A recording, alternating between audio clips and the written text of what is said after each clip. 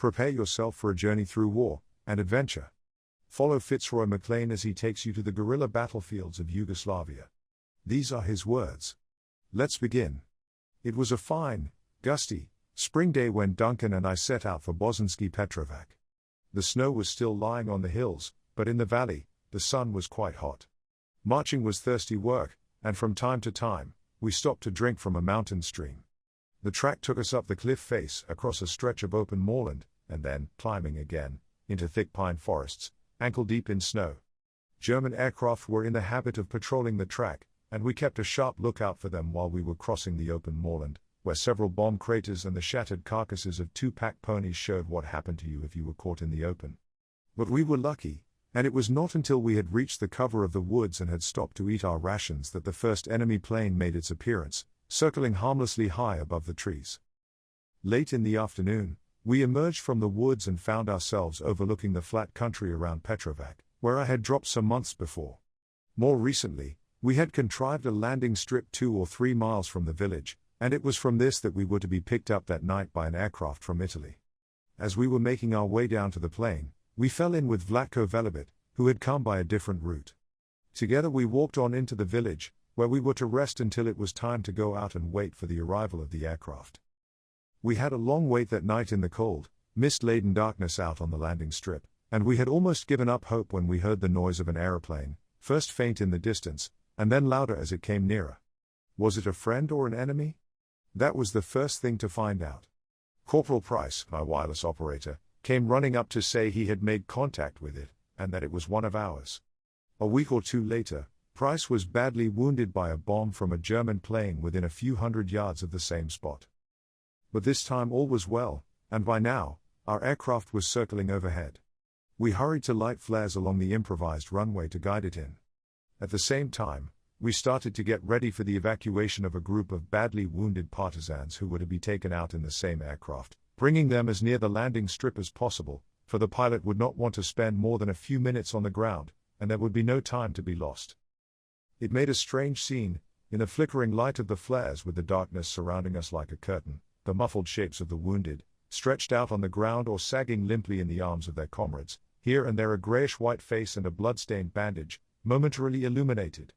Then, suddenly, the pilot, circling ever lower, switched on his searchlight as he touched down, and for a few moments, everything was bathed in dazzling radiance. We saw the wheels bump over the uneven surface of the grass until they finally came to a stop. Then, while the engines were kept running, the doors opened, and we started hauling and hoisting the wounded up into the body of the plane. When they were all inside, we followed them, the doors were shut, the engines roared, and we jolted off again over the turf to take off. Another few seconds, and we were airborne. Finding a vacant space among the wounded partisans on the Dakota's crowded floor, I lay down and, using my pack as a pillow, was soon asleep. As we came in from the sea, Algiers lay bright and inviting in the sunshine, its red-roofed whitewashed houses and green trees spread over a natural amphitheater of hills rising steeply from the sparkling waters of the bay. We were met at the aerodrome by Mark Chapman Walker, with an invitation to stay from the Supreme Allied Commander and a program of staff talks which were to begin at once. Soon, in a magnificently tiled bathroom in General Wilson's villa, overlooking the harbor, I was wallowing in the first bath I had had for months, and Sergeant Duncan was negotiating for some clean khaki drill with his friend, the mess sergeant. Shortly afterwards, we sat down to a copious and deliciously cooked meal. The next few days were full enough.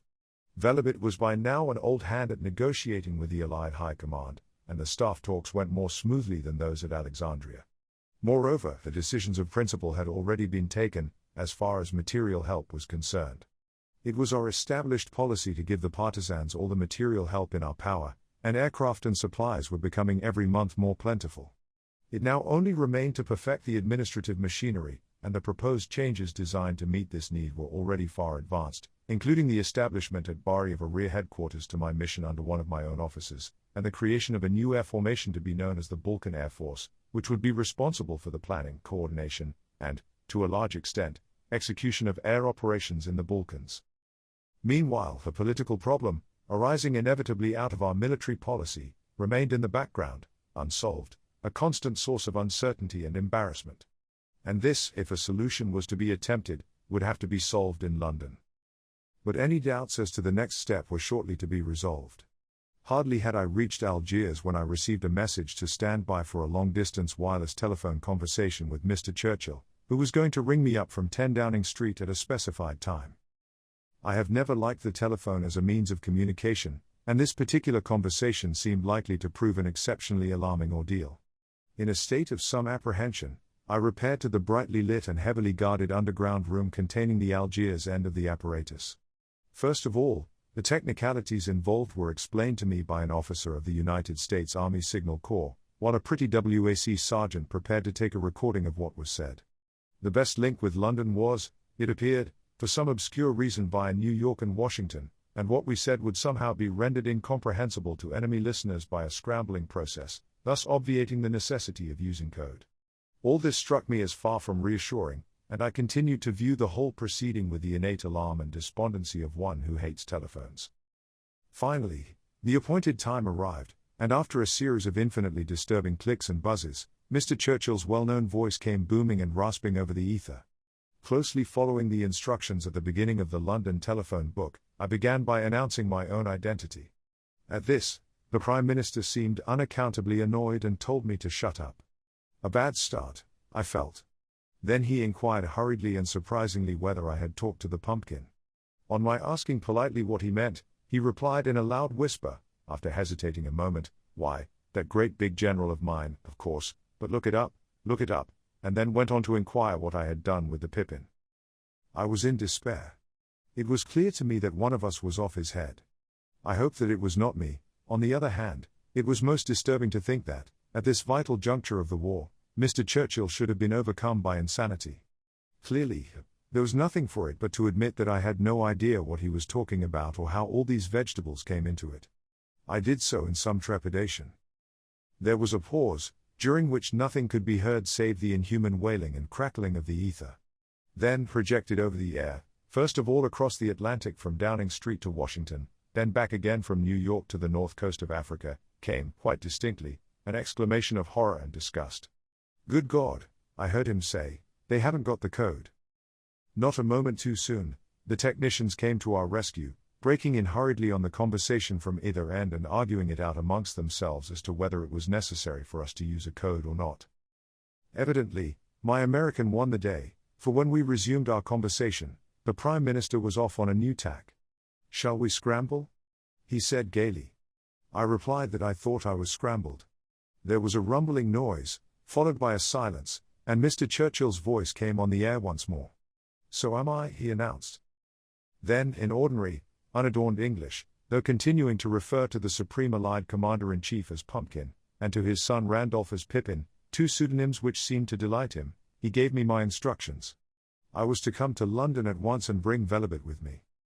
Having laid down the receiver with relief, I started off to find Velebit and tell him to get ready to leave.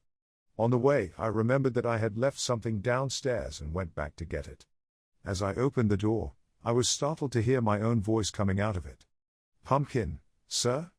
I was saying, "I'm afraid I don't quite understand what you mean." I looked in. The pretty WAC sergeant was playing a record of the conversation back to herself. I have seldom seen anyone more genuinely amused. "And an English accent too," I heard her say delightedly. I decided not to disturb her.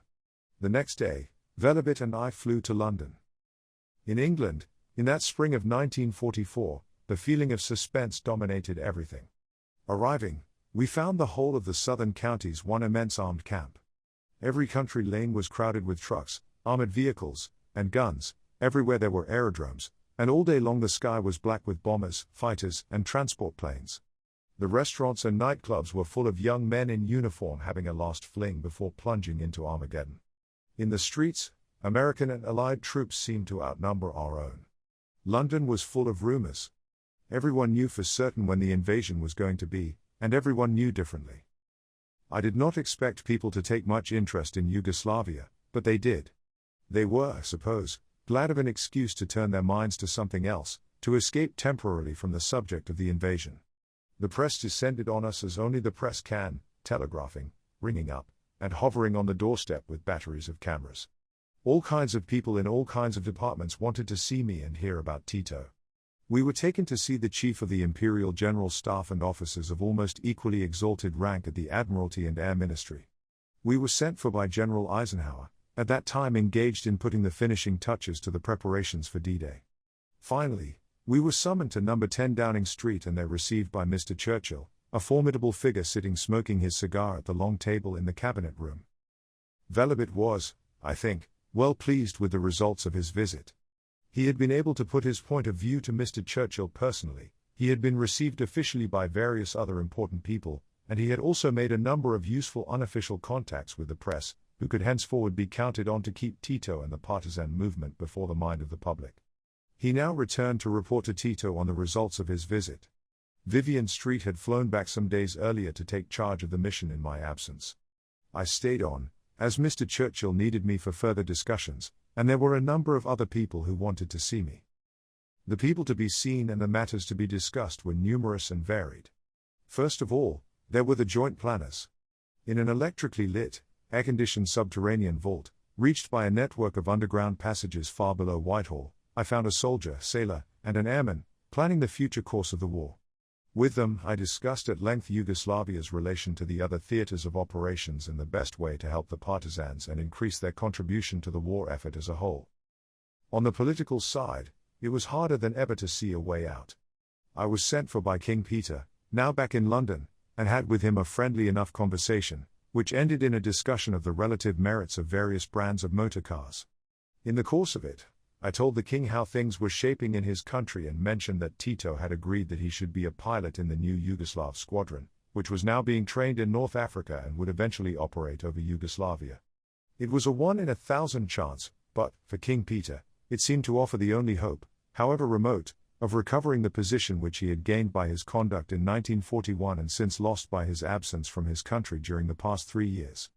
To Peter himself, who was a trained pilot, the idea clearly appealed, but, from the reception it received in other quarters, it was obvious to me that nothing was likely to come of it. Meanwhile, the Foreign Office was doing what it could to bridge the gap between Tito and the Royal Yugoslav government in London. It was no easy task. The gap was one not only of space but of time, a difference not only of outlook but of experience. King Peter, it is true, had, as a gesture, publicly broken with Milojevic and called upon his people to support Tito. But, coming when it did, this volte-face only served to antagonize one faction without impressing the other. Moreover, his government, on the whole, was strongly opposed to such a course of action. The next thing was to find one that wasn't. And now, in the strangely unreal limbo of exiled politicians which existed in London during the war, there started once again the gropings and shufflings which heralded the formation of a new Allied government in exile. This time the object of the maneuver was to find a cabinet which could somehow or other come to terms with Tito before it was too late. At a luncheon party in London, I met one of the promoters of the new idea, Dr. Ivan Subasic, a former governor of Croatia. He asked me what I thought of their prospects of success. I told him that, in my opinion, any bargain with Tito at this stage was likely to be a very one-sided one. Dr. Subasic did not seem unduly disturbed by this. He was a rather flabby-looking man of medium size with his hair en brosse and small uneasy eyes. His yellowish skin hung loosely, as though it were too big for him. He looked every inch a politician. He would, I reflected, need to be one if he were to save anything from this particular wreck. While I was in England, I also met some of the British officers who had been attached to General Milojevic's headquarters and had recently, after various adventures, been evacuated and returned to England. Mr. Churchill himself presided over one of these meetings, which was held at Chequers. We found there was little or no disagreement between us as to the facts. It was common ground that the Chetniks, though in the main well disposed towards Great Britain, were militarily less effective than the partisans and that some of Milojevic's subordinates had undoubtedly reached accommodations with the enemy. I was interested to find that some of those who knew him best, while liking and respecting him as a man, had little opinion of Milojevic as a leader. They felt that, under new and more determined leadership and with better discipline, the relatively weak Chetnik detachments could, in Serbia at any rate, be built up into a force which could play an important part in the liberation of their country. But at this stage, such a reorganization was no longer a practical proposition. 2 years earlier, something of the kind might have been possible. Indeed, had action on the right lines been taken soon enough, It might have been possible to weld partisans and Chetniks into one unified resistance movement. Now Tito was in a position to dictate his terms, and the only condition of cooperation which he was prepared to offer the Chetniks was absorption into the partisan ranks, an offer of which many were to avail themselves. A few days after my visit to Chequers, I received a telephone message from Buckingham Palace to say that the king wished to see me. He wanted, it appeared, a first-hand account of the Yugoslav situation. I was surprised at this, for it seemed to me remarkable that His Majesty should have time to interest himself in what was, after all, only a relatively minor question of policy, by comparison with the great issues that confronted him at that time.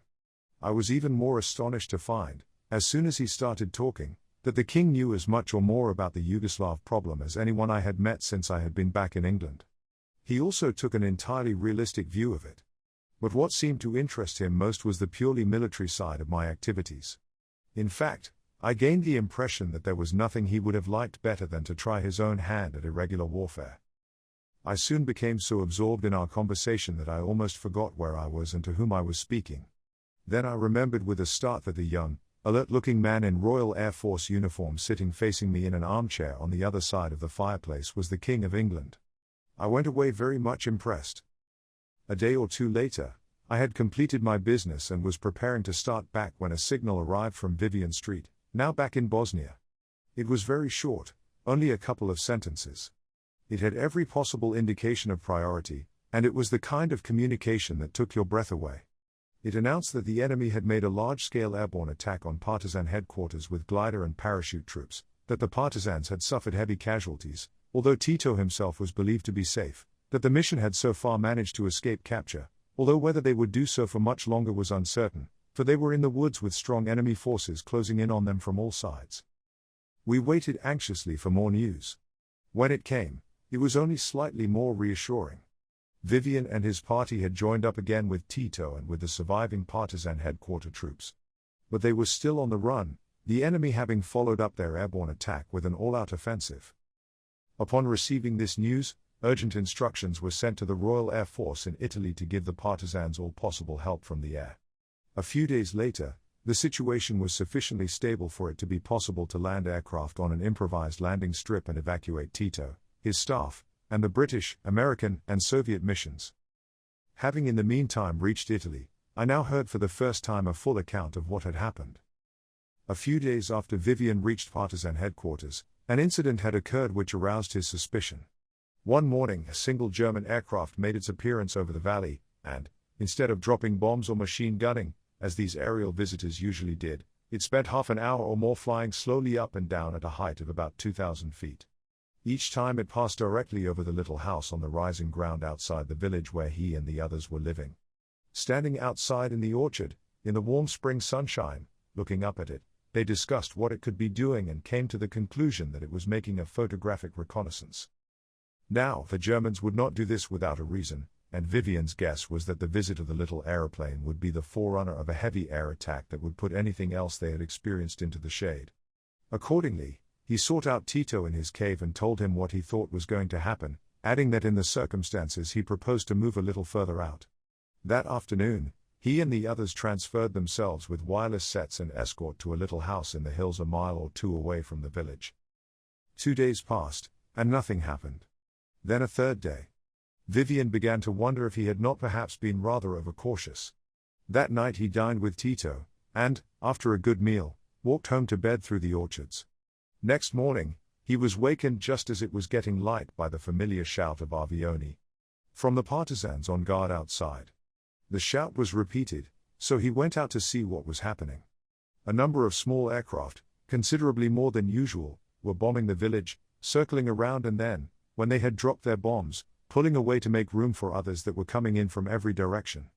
Then, just as those who were watching were reflecting what short work a couple of Spitfires would make of the intruders, a deeper note fell on the ears of the watchers, and out of the sun came 6 great Ju-52s, flying in formation down the valley. The Germans were doing things in style. They waited for the whistle and crash of the bombs. The planes reached the village and circled it. Then, as they watched, something fell from the leading plane, and, falling, billowed out into a great canopy with a man dangling from it. Then more and more, from one plane after another. The air seemed full of them. More planes followed, and gliders, bringing guns and reinforcements to the parachutists, who by now were shooting their way into the village. A glider seemed to be landing almost on top of the little house which the mission had left 3 days before. For a few moments, Vivian and the others stood and looked. Then, taking the wireless sets and anything else they could carry, they moved off along the hillside to establish contact with the Partisan Corps headquarters situated further up the valley. Meanwhile, in Drvar itself, the partisans had driven back the Germans from the village, but they were still firmly established on the slopes outside it. A glider that had come down on the flat ground immediately below Tito's cave had crashed, and the crew had been killed. But now some other Germans had succeeded in gaining a position from which they commanded the mouth of the cave, and this was now under heavy fire. Tito's position was precarious, for to use the ordinary way down would have meant almost certain death. But, with the help of a rope, he hoisted himself up a cleft in the rock to the high ground above his cave. From there, he was able to join the main body of partisans. Now came the news that, on top of the airborne attack, strong forces of the enemy were converging on Drvar from all sides. The partisans had already suffered heavy losses. They could not hope to hold Drvar in the face of such overwhelming odds. The order was given to withdraw into the hills. After a 10-hour march, Vivian and the others reached the little group of huts buried deep in the forest, which we had left some months before, to find Tito and his staff already there. Soon the wireless was working, and a message was on its way to Bari saying what had happened and asking urgently for air support. Meanwhile, the enemy had taken Drvar.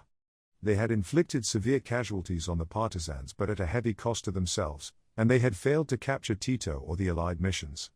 For this failure, they revenged themselves on the defenseless civilian population, known to be loyal to the partisans.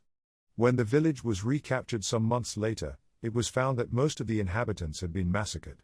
One of our officers who went back with the partisans tried to find some of the peasants who had lived near us. At last, he found one who had somehow survived. He said that during the fighting, the Germans had forced the civilians to carry ammunition for them at the point of the rifle, making them go on even after they had been wounded and could barely crawl, old men, women, and even children. After the fighting was over and they no longer had any use for them, they had shot them. And the child Ginger? Ginger had been shot too. Having missed Tito at Drvar, the enemy began to close in on him in the woods. Soon they reached the edge of the forest. Firing could be heard coming nearer. Tito decided to break out. The breakout took place at night. Fierce fighting was in progress.